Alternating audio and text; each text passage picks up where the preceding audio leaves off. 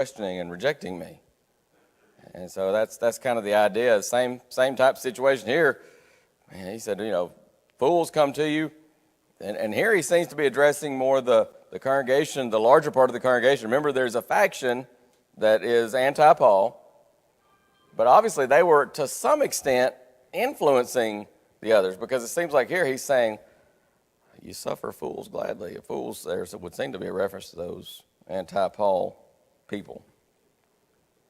So he says, you suffer if a man bring you into bondage, if a man devour you, if a man take of you, if a man exalt himself, if a man smite you on the face. I speak as concerning reproach, as though we had been weak, howbeit, whereinsoever any is bold, I speak foolishly, I am bold also.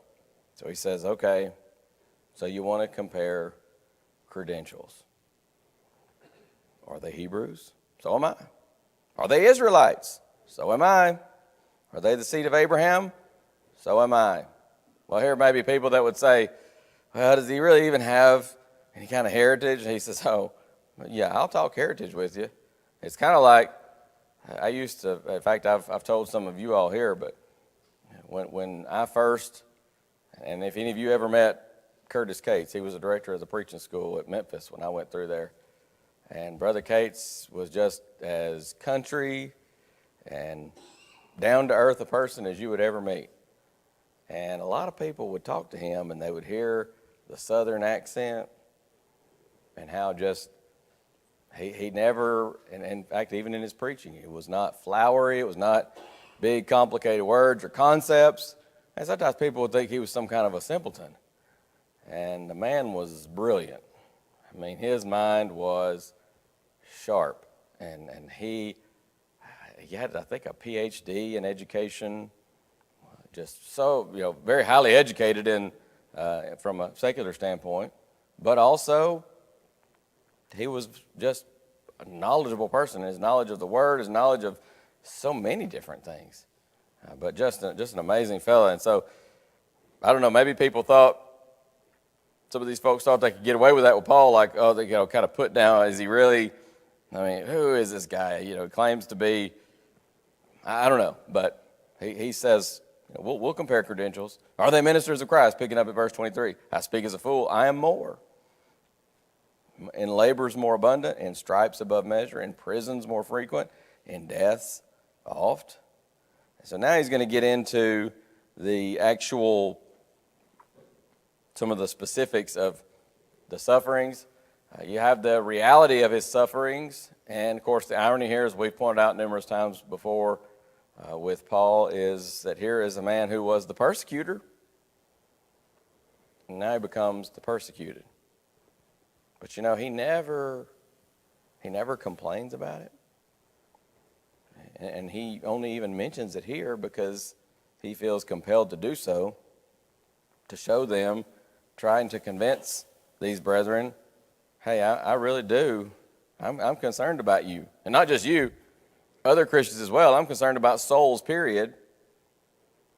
He's not just bragging on himself. He's not complaining. And so, it is ironic that Paul, such a great persecutor of the church, not great in the sense of wonderful, but great in the sense of huge, a major persecutor of the church. And now, boy, he is going through so many sufferings. But he's not complaining. He's going to keep on doing what he's doing because he knows, as he says in 2 Timothy 1:12, I think it is, I know whom I have believed, and am persuaded that he is able to keep that which I've committed unto him against that day. So you've got the reality of his sufferings. You have the variety and the severity of his sufferings, which he's going to deal with here in 23 through 27. So you have, we're picking up there where we left off, verse 24. Of the Jews, 5 times received I 40 stripes, save one. Thrice was I beaten with rods. Once was I stoned. Thrice I suffered shipwreck. A night and a day I have been in the deep, in journeyings often, in perils of waters, in perils of robbers, in perils by mine own countrymen, perils by the heathen, in perils in the city, in perils in the wilderness, perils in the sea, and perils among false brethren, and weariness, and painfulness, and watchings often, and hunger, and thirst, and fastings often, and cold, and nakedness. So all these different things. Of course, you've probably heard before the 40 stripes save one. The Jews had this idea that if you went over 40 stripes, that's it's kind of cruel and unusual punishment, and so they would go to 39 and stop just to make sure. And there are different ideas on that. I actually did some research on that. Just been a few years ago. It's funny, sometimes you're studying for something else and you run across something and you're down the rabbit hole, as they say. And I was studying for something else and I got off on that somehow or another. And there are actually some scholars that take the position that the reason for the 39 is that they would give these, they would do the lashes, and it was like you had like little ribbons of leather or something on this whip. And so when they would whip someone, it would be multiple stripes, I guess, if you will, per lash. And so they would go by those multiples. And I was trying to remember, I think the number of thongs on that wouldn't make up an even 40. That was the reason for, I don't know. But anyways, so, but it's something to do with that, or maybe not wanting to go beyond the 40. And so just to be safe, they go 39. That's how I'd always heard it. And then, like I said, I went down that rabbit hole and started studying, and that's some scholars' thoughts on that. But I don't know that anybody knows 100% for certain. Of course, beaten with rods, can't even imagine. Just the 40 stripes would be bad enough, but beaten with rods. Once I was stoned, he says. Of course, we have a record of that in the book of Acts, right? They stoned him outside of Lystra. They drag him out of the city, assuming he's dead. And the persecutors, or the ones who stoned him, they just kind of walk away, and you sort of picture like, well, I guess we took care of that problem. And the disciples are kind of standing around. Probably some of them are crying, and some of them are just kind of like in shock, like what just happened here? And all of a sudden, Paul kind of starts stirring.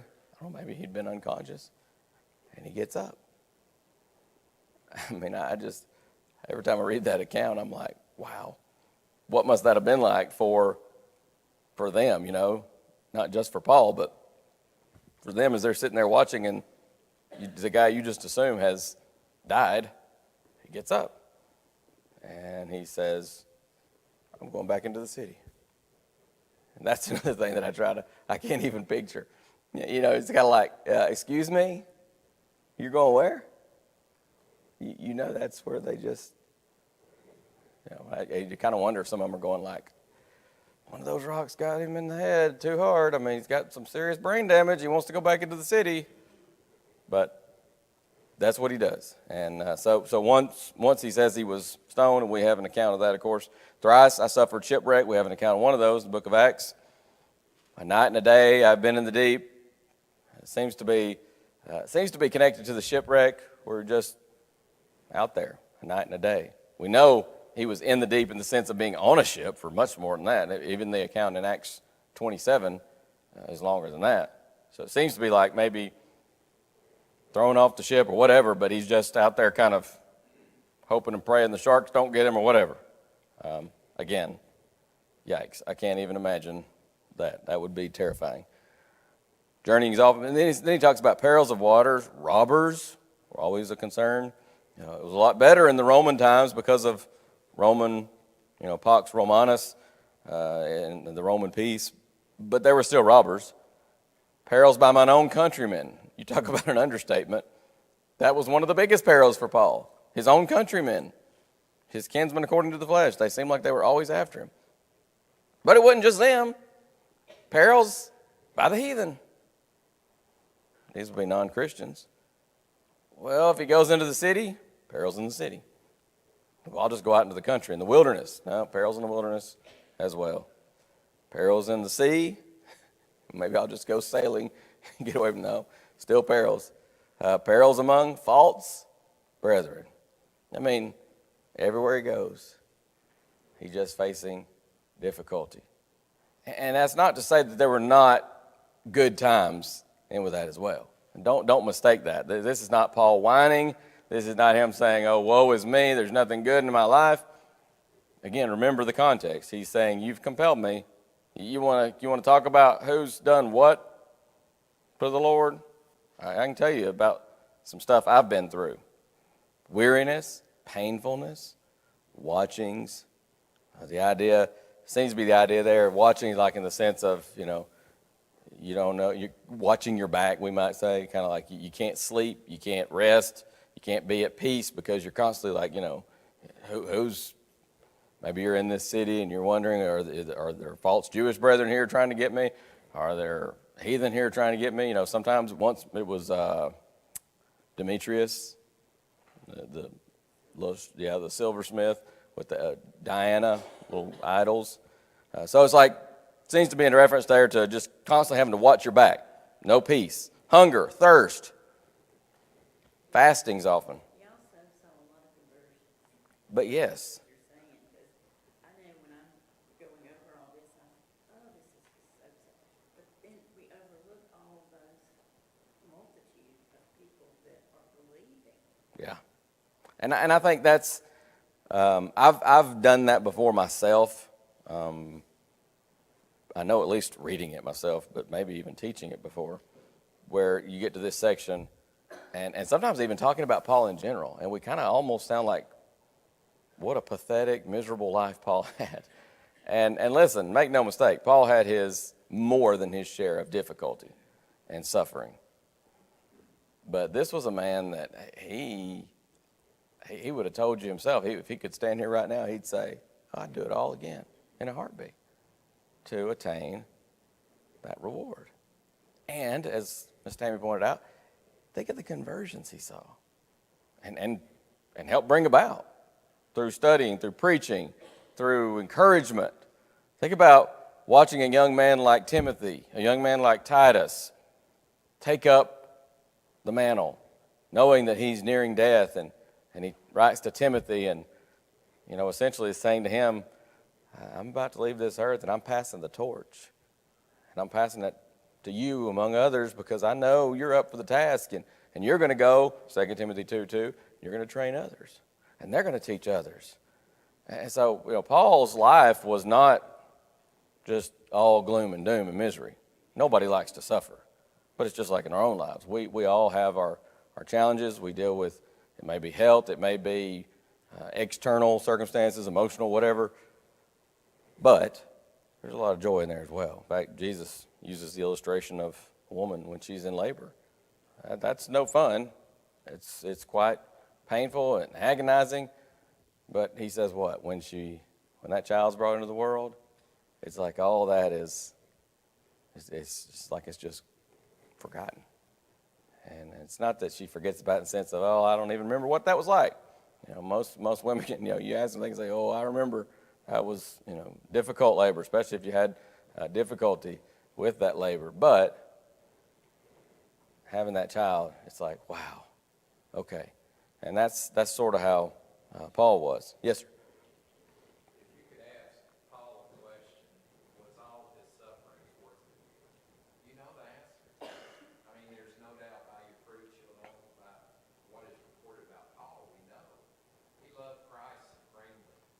He protected the body of Christ with every effort he had in his body to make them stronger so that they could experience the same things that he would experience when his life was over. Yeah. And that's that back to 2 Timothy 1:12. That's what he says. Before he says, I know whom I have believed, he says, for the which cause I also suffer these things. Nevertheless. That's an interesting study. That's one of those starters I've got in my files that I've just never finished up. But one of my classmates in preacher school, Christopher Mwakabanji, that I've mentioned before, from Tanzania, East Africa, he preached a sermon in chapel one day, and the sermon was called Nevertheless. And he went through looking at different usages of that word in the Bible. And it's very interesting because that's what Paul says. I suffer all these things. Nevertheless, I'm not ashamed because I know who I have believed. And I'm persuaded he is able to keep that which I've committed unto him against that day. And he says, I don't regret a second of it. You know, Paul, if you could go back and skip all the suffering, just stay in that Jewish religion and have such fame and prominence, I'm like you. I don't think there's any question. He would sit here and say, nope, not for all the money in the world. Would you go back and do it all again, all the sufferings? Absolutely, because it was worth it, and it is worth it now for him. And again, the conversions. He helped so many other people. Think about the people entering into paradise. And I mean, I'm talking even just not long after the death of Paul, at least on time-wise, on time side of eternity. Think about people, maybe Timothy, a few years down the road. We don't have any account of how Timothy died, but at some point he enters into paradise, and there he sees Paul, and he's there in large part because of Paul. Yeah, I mean, even to this day, people that come in and they're like,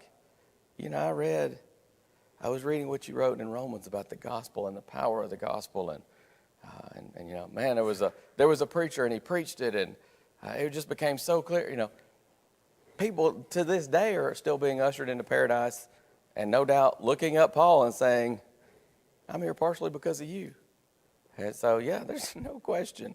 He would say, yeah, I went through a lot, but I barely remember compared to the glory of the reward. And that's, yeah, I mean, still through these inspired scriptures, we're still converting people. And so, yeah, it's pretty amazing when you stop and think about it. How many people will be in heaven because of Paul giving himself to the Lord's service? Make no mistake, if Paul decides, I don't think this is worth it, God uses somebody else. But Paul placed himself in the hands of the Lord. And you just never know what you're going to be able to do when you put yourselves in the hands of the Lord and say, here am I, send me. And what an example of that in Paul. So he says, of course, he mentions cold and nakedness. And then verse 28, beside those things that are without, beside all the external sufferings, that which cometh upon me daily, the care of all the churches. He says, beside all the externals, I have to deal with the internal, we might call it stress, anxiety that he struggled with because he's worried about, for example, Corinth. Constantly worried about them. Is that anti-Paul faction swaying them? Are they going to be corrupted from the simplicity that is in Christ? And, of course, Paul compares his relationship in the next chapter with them to a parent and child. And parents, especially if you have children that are older, maybe grown out of the house, there's concern. And you worry about them, especially when they're away. And you think, and especially if you know that they're struggling with something, or they're around a lot of temptation, and you do what you can, but at some point they got to make a choice. And that's tough. He takes action. He tells them not to their face. He doesn't worry over it and just hope they change. Yeah. He takes action, and that's very important. And he does. He takes action. And he lets them know if there's something he knows about, and of course some of this revealed to him miraculously by inspiration, but yeah, he takes action and he deals with it. And he lets them know. They still got to make a choice. But it's not, if they choose to do wrong, it's not going to be because they didn't know any better. It's not going to be because they didn't have instruction on how to do right, what to do to correct if there's some kind of a wrong there. But, we all know it can cause you concern when you're sitting there hoping and you pray that somebody will do the right thing, maybe even after you confront, maybe even after you admonish, and you hope and you pray, do the right thing. but they still got to make a choice, right? And so that is that which cometh upon me daily, the care of all the churches. I can't imagine just that burden on Paul. I think I've worked with just a handful of congregations in 25 or so years of preaching, but I think about those congregations often. When I'm praying, when I'm just, sometimes, maybe you just see it on social media, some of the members, or find out, a lot of them I still get their bulletin, find out somebody has passed away. You sometimes see where somebody's not appearing in the list of men to serve anymore, and you know that, okay, this is not an older person. Has some tragic accident happened? Has he left the church? You just you're concerned about people that you care about, and that's part of care. Care means you're concerned. But then he goes on to say, verse 29, who is weak and I am not weak? Who is offended and I burn not? If I must needs glory, I will glory of the things which concern mine infirmities. The God and Father of our Lord Jesus Christ, which is blessed forevermore, knoweth that I lie not. Then he mentions another instance here in Damascus. The governor under Aretas the king kept the city of the Damascenes with a garrison, desirous to apprehend me. And through a window in a basket was I let down by the wall and escaped his hands. This is one of those, I was going to say subtle, but it's not really all that subtle. This is one of those evidences of inspiration. If you're Luke, you don't give these kind of details. If you're just, writing, uninspired writing or whatever, there are so many details. I don't have the numbers in front of me, but the book of Acts deals with so many individuals, offices, and so on, places, regions, and you got to bear in mind this is a time when, there was the peace of Rome, but things are still a lot of times in a constant state of flux. This prefect somehow or another gets sideways of Rome, and so you know what they do? Well, sometimes they just killed him, execute him. But a lot of times what they would do, if it wasn't that severe, but the emperor or some higher up in Rome gets upset with him, and he just says, you're fired. Time for a new prefect. And so it's constantly, and sometimes this area is a free city. They don't have to pay those taxes, and they have some special privileges. But then something happens, maybe there's some kind of an uproar or something, and next thing you know, that status has been revoked. And so every time where we've been able to check it and verify it archaeologically, it's come out accurate. That alone is astounding. But here's an example where Paul mentions some very specific details that, it's one of those evidences of inspiration. Some of those offices, governors, kings, and so on. But the reason for his sufferings, of course, are his dedication to the cause of Christ and the benefits of his sufferings. He had benefits from his sufferings, did he not? But those benefits came because of his attitude. Yeah, there were difficulties in Paul's life, but he turned his sufferings, his difficulties, into blessings. And of course, Jesus in Matthew 5:10-12 says, if you suffer for righteousness' sake, you're blessed. If nothing else but for the fact that you're in good company. You're in good company when you suffer for righteousness' sake. And then, of course, Romans 5:3-4 talks about that. It develops patience, and that helps us to endure. And that's the idea behind patience, is endurance. Patient endurance to reach the finish line, to finish. We talked about that. I think that was last week in the Sunday morning sermon. So, in that context, I'm at a good stopping point, but this is one of those where it may not be the best chapter break because it's in that context that he goes on to talk about his visions and revelations, verses 1-6. So he's talking about these infirmities, and he's saying, you've compelled me to boast. And now he says, continuing that thought, it's not expedient for me, doubtless, to glory. I will come to visions and revelations of the Lord. We're still going to compare conditionals here. Let's talk about visions and revelations of the Lord. I knew a man in Christ above 14 years ago, whether in the body I cannot tell, or whether out of the body I cannot tell. God knows. God knoweth. Such an one caught up to the third heaven, and I knew such a man, whether in the body or out of the body I cannot tell. God knoweth. How that he was caught up into paradise and heard unspeakable words, which it is not lawful for a man to utter. Of such an one will I glory, yet of myself I will not glory, but in mine infirmities. For though I would desire to glory, I shall not be a fool, for I will say the truth, but now I forbear, lest any man should think of me above that which he seeth me to be, or that he heareth of me. Paul says just enough here to say, hey, I've got the visions, I've got the revelations as well, and he mentions this man in Christ, clearly a reference to himself, above 14 years ago. Says he's not really sure whether it's in the body or out of body. God knows. Caught up to the third heaven. He says here, I don't really know if I was dead when this happened and God sends me back. Of course, God could do that, right? And has done that historically on occasion. Or he says, maybe I was still alive, but God just caught me up there to, is some kind of other reason for that, but I was still alive. So he says, I don't know if I was alive or dead. But he says, I'm going to glory in infirmities. He mentioned just enough to show, I'm not behind anybody.